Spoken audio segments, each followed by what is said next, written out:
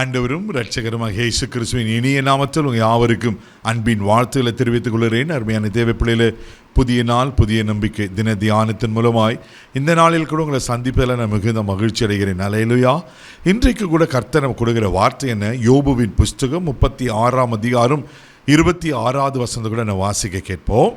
இதோ தேவன் மகத்துவம் உள்ளவர், நாம் அவரை அறிய முடியாது, அவருடைய வருஷங்களின் இலக்கம் ஆராய்ந்து முடியாதது. ஹல்லேலூயா, ஹல்லேலூயா. இதோ தேவன் மகத்துவம் உள்ளவர். ஹல்லேலூயா.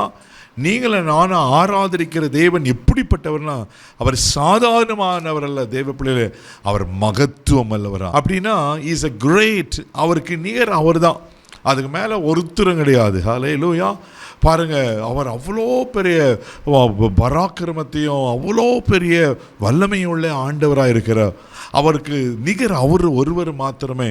தேவப்பிள்ளையிலே, தேவன் மகத்துவம் உள்ளவர் என்று சொல்லப்பட்டிருக்கிறது.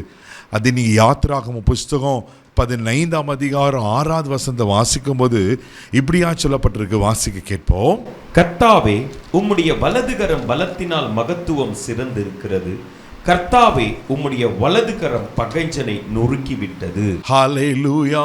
பாருங்க, உமது வலதுகரம் பலத்தினால் மகத்துவத்தினால் சிறந்திருக்கிறதா. ஆமென்.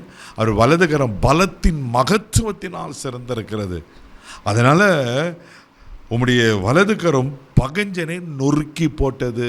தெய்வ பிள்ளையில, அவர் வலதுகரம் மகத்துவம் உள்ளது. அவரே மகத்துவம் உள்ளவர். அந்த மகத்துவத்துக்கு முன்னாடி யார் நிற்க முடியும் சொல்லுவாங்களா? அவர் வலதுகரத்துடைய மகத்துவத்தினால பகைஞரை நொறுக்கி போட்டதான். ஹல்லேலூயா. அவ்வளோ பெரிய மகத்துவம் இல்லை. It's a great great great god. அவ்வளோ பெரிய சிறந்த ஆண்டவராய் அவர் காணப்படுகிற தேவனாக இருக்கிறார். தேவப்பிள்ளையில, அவர் பல விதங்களில் மகத்துவம் அல்லவராக இருக்கிறாரு. இதே யாத்திராகம் 15ஆம் அதிகாரம் 11வது வசனம் இப்படியா சொல்லப்பட்டிருக்கு. வாசிக்க கேட்போம். கர்த்தாவே, தேவர்களில் உமக்கு ஒப்பானவர் யார்? பரிசுத்தத்தில் மகத்துவம் உள்ளவரும் துதிகளில் பயப்படத்தக்கவரும் அற்புதங்களை செய்கிறவருமாகிய உமக்கு ஒப்பானவர் யார்? ஹல்லேலூயா. அவர் யாருங்க? பரிசுத்தத்தில் மகத்துவம் உள்ளவர். ஆமென். அவர் பரிசுத்தத்தில் மகத்துவம் உள்ளவர். அவருக்கு நிகர் அவர் ஒருவர் மாத்திரமே. அவரை போல உலகத்தில் பரிசுத்தவான் வேற யாருமே கிடையாது. அதனால தான் சேனைகளின் கர்த்தர் பரிசுத்தர் பரிசுத்தர் பரிசுத்தர் என்று ஓயாமல் தூதர்கள் ஆண்டவரை புகழ்ந்து ஆராதித்து கொண்டிருக்கிறார்கள் அல்லவா. தேவப்பிள்ளையில, அவர் பரிசுத்தமல்ல தேவனாய் காணப்படுகிறார். அதனால தான் அவர் என்ன விரும்புகிறார்? அவருடைய பிள்ளைகளாக நீங்கள் ஆனாலும் கூட பரிசுத்தமாய் காணப்பட வேண்டும் என்று ஆண்டவர் விரும்புகிறார். அதனால தான் 1 பேதுரு புஸ்தகம் 1ஆம் அதிகாரம் 16வது வசனத்தில் வாசிப்பீங்கன்னா, நான் பரிசுத்தர் ஆகையால் நீங்களும் பரிசுத்தராயிருங்கள் என்று சொல்லுகிறார்.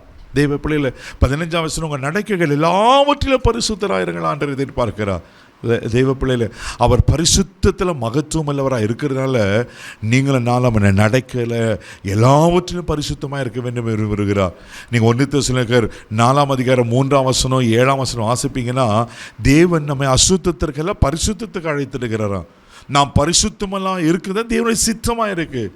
அப்போ பாருங்கள், அவர் பரிசுத்தத்தில் மகத்துவம் இல்லை தேவனாக இருக்கிறபடியால் நீங்கள் நானும் பரிசுத்தத்தில் காத்துக்கொள்ளும் போது அவருடைய மகத்துவங்களை நீங்களை நான் அனுபவிக்க முடியும். அவர் மகத்துவத்தை நீங்களும் அறிந்து கொண்டு அந்த மகத்துவத்தை அனுபவிக்க முடியும். ஹல்லேலூயா. இன்றைக்கி அந்த மகத்துவம் உங்களுக்கு வெளிப்படும். அந்த மகத்துவத்தினால சத்துருக்கள் அவர் நொறுக்கிப்படுவார். பயப்படாதீங்க. கண்களை மூடி நம்ம ஜெபிக்கலாம். தகப்பனே, உமக்கு நன்றி சொல்லி துதிக்கிறோம். ஸ்தோத்திரப்பா, நீர் மகத்துவம் உள்ள தேவன் ஆண்டவரே. அப்பா, உமது வலதுகரம் மகத்துவத்தினால் சிறந்திருக்கிறது ஆண்டவரே. ஆண்டவரே அப்பா, பரிசுத்தத்தில் மகத்துவம் உள்ள தெய்வம், எங்களையும் பரிசுத்தப்படுத்தும். எங்களையும் ஆண்டவரே, உங்கள் நடக்கைகள் எல்லாவற்றிலும் பரிசுத்தமாக இருந்துச்சுன்னு போல எங்கள் நடக்கைகள் எல்லாவற்றில் வாழ்க்கையில் பரிசுத்தமாய் நாங்கள் காணப்பட எங்களுக்கு உதவி செய்யும். இந்த நாள் முழுதும் கரம் எடுத்து நடத்தும்.